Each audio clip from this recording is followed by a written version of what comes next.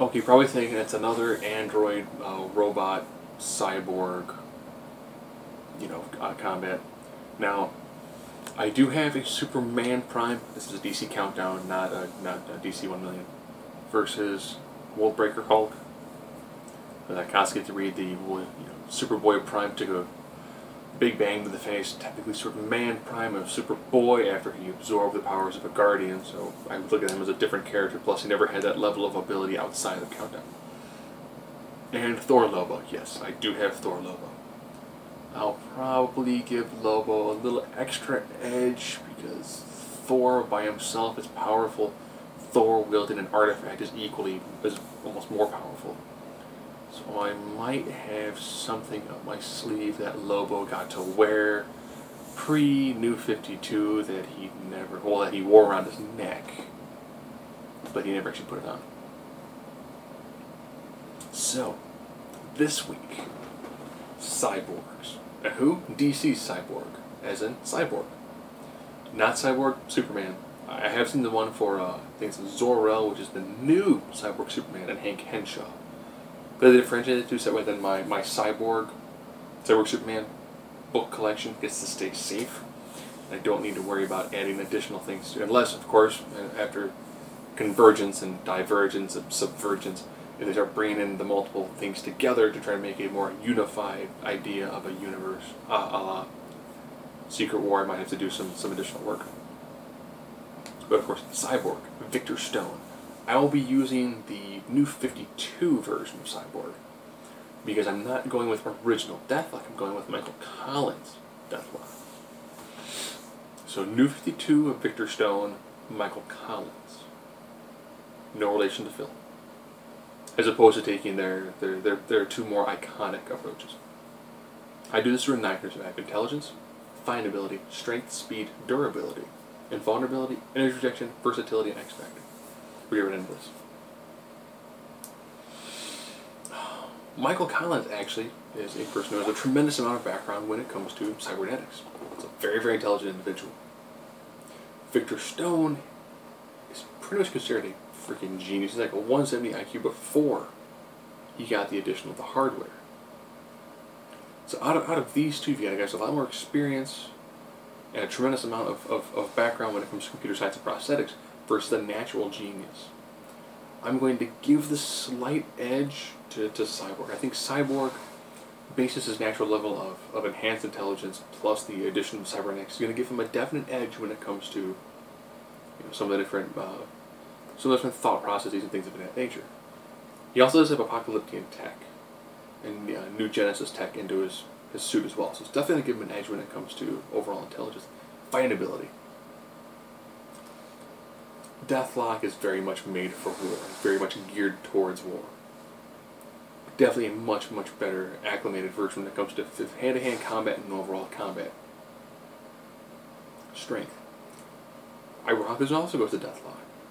Deathlok is normally written at about a 50 to 75 ton, where Cyborg is actually like a 2 to 5, with a maximum of about 25.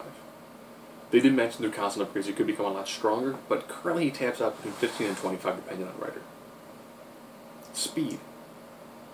Ironically, both these guys have enhanced regular combatic skills.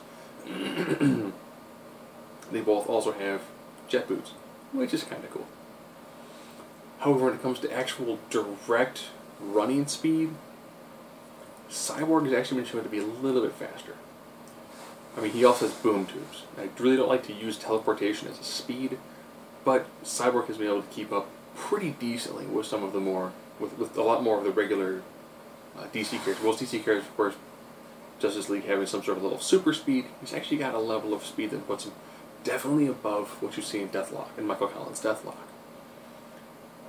You still have a character who's a very good job against humans and mid-tier metahumans versus someone who's keeping speed with very, very high-level metahumans. Invulnerability.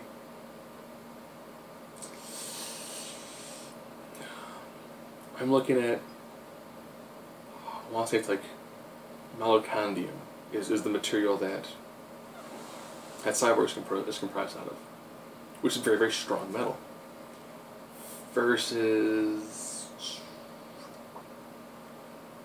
Deathlok, who has got a very, very unique metal mesh that does have different levels of components that are adamantium vibranium.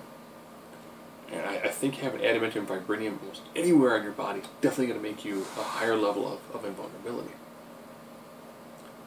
Now look at durability. You know, how well do these guys come back when it comes to overall damage? Both these guys can do system attacks, so I'm not even going to include that. And as I look through what happened with Cyborg through his current time, Cyborg actually has weaknesses both in the mechanical side as well as in the human side, where Deathlok is tremendously a lot more cyborg. And he actually has some built-in systems to actually help do some regenerative abilities, as well as a slightly better and more unique power source. So I'm actually going to give the durability edge actually to Deathlok. Deathlok does have an enhanced amount of durability. We're also looking to, one guy's got a lot more feats than the other guy. And we've seen Cyborg in the current Justice League run get defeated pretty easily and have a hard time coming back. Especially when Grid attacked him. When Grid took out the majority of his body, that was pretty much it. You know, he's able to be very, very, very susceptible to both the mechanical hacks as well as the overall physical hacks. They both do have ways of combating that. Deathlok seems to have much more intact fail-safes. Energy projection. How are these guys just pure raw ranged? I'm going to give this one again to Deathlok. Deathlok, high energy blast weapons, high plasma rifles. This is someone who is designed to destroy and destroy at range. Very, very powerful individual, especially at range. Versatility.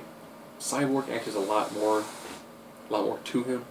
The fact that he actually can do some slight amount of almost techno-organic shapeshifting. So he does have some pretty unique abilities there. But he doesn't have that much in the way of just pure raw lethal damage that you see in Deathlok. An X Factor. I'm going to give the X Factor to Cyborg as well. I think the fact that he hasn't had, this version hasn't had as much feats, hasn't had as much time, and also appears to be significantly weaker, believe it or not, than the previous version of Cyborg. Because if I were to go with the earlier version of Cyborg, you know, the earlier version of Deathlok, which would be, I think it's Manning. Go back up, yeah, Manning. So now we're going to do the other versions. These are your pre-52s, as well as your Manning Deathlok. Intelligence, they really didn't change this at all. So intelligence actually will stay the same. I will still give Cyborg the edge in intelligence. Fine ability, you've got a colonel, you got an actual legitimate military background. Strength. You know what? I'll give a slight strength edge to old school Deathlok. Speed, definitely Cyborg. Durability. You know, I'll probably say when it came to overall direct durability,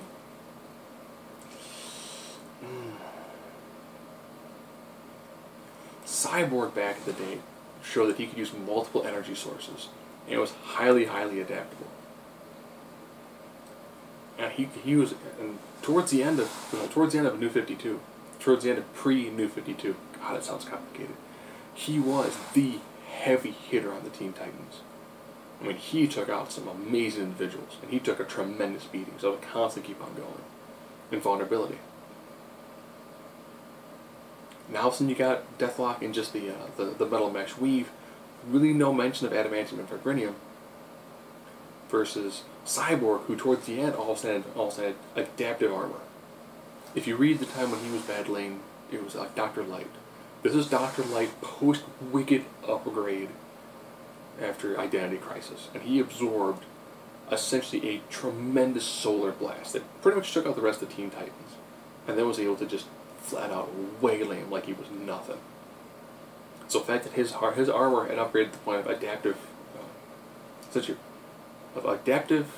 term they use? Honestly, it was adaptive something.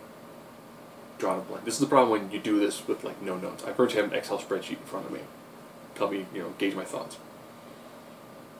it was like reactive adaptive armor or something like that, where as he was being attacked, he was able to come back very, very quickly. He was also able to kind of hold his own against the Crime Society of America with a cape, and that's impressive.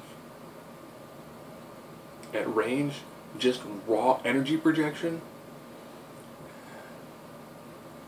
You know, you had a guy who was definitely, Deathlok, who was carrying out an actual, like, lethal laser. Versatility, this is totally Cyborg. Cyborg this time had so many feats, it was bordering on insane. And the fact that he was able to hold his own with easily some of the high-end characters in the DC universe. X Factor would also, of course, go to Cyborg. Cyborg towards the end had such a great way of hacking into systems. And the Manning version of Deathlok really didn't have as great of systems. That version also had a problem dealing with something like the Punisher. So I've got a version that ended up having issues dealing with more low-level guys, and a guy who could hang with the high-level guys. So 6-3, if we're going pre-New 52 Cyborg versus Manning Deathlok, he would just own it. A lot of that's because Cyborg had this tremendous run, and they constantly made him stronger and stronger and stronger, where Deathlok kind of was a bit character that had moments, but they never had the need to like constantly make him larger and larger and bigger and stronger. So if we're looking at the older characters at Cyborg, the newer versions, Deathlok takes the cake.